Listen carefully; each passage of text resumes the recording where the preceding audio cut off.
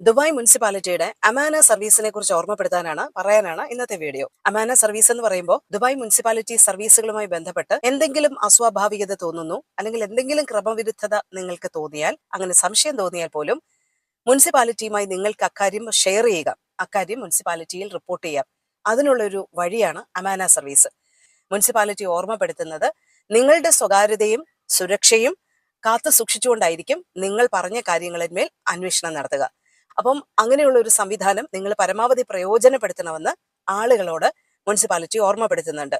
Amana AMANAH.DM.gov.ae എന്ന സംവിധാനം വഴിയാണ് നിങ്ങൾക്ക് നിങ്ങളുടെ സംശയങ്ങളും മറ്റും അധികൃതരെ അറിയിക്കാൻ പറ്റുക. അപ്പൊ നേരത്തെ ദുബായ് പോലീസിന്റെ അല്ലമീൻ സർവീസിനെ കുറിച്ച് ചിലർക്കെങ്കിലും ഓർമ്മയുണ്ടാവും. അതായത് നിയമവിരുദ്ധമായിട്ടുള്ള കാര്യങ്ങൾ നിങ്ങളുടെ ചുറ്റും കണ്ടാൽ നിങ്ങൾക്കത് ദുബായ് പോലീസിൽ റിപ്പോർട്ട് ചെയ്യാനുള്ള ഒരു സംവിധാനമാണ്. നിങ്ങളുടെ സ്വകാര്യത സംരക്ഷിച്ചുകൊണ്ട് തന്നെ നിങ്ങൾക്ക് റിപ്പോർട്ട് ചെയ്യാനുള്ള ഒരു സംവിധാനമാണ് അല്ലമീൻ സർവീസ്.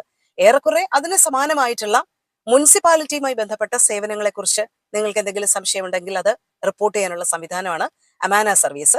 അപ്പൊ അത് പരമാവധി പ്രയോജനപ്പെടുത്തുക.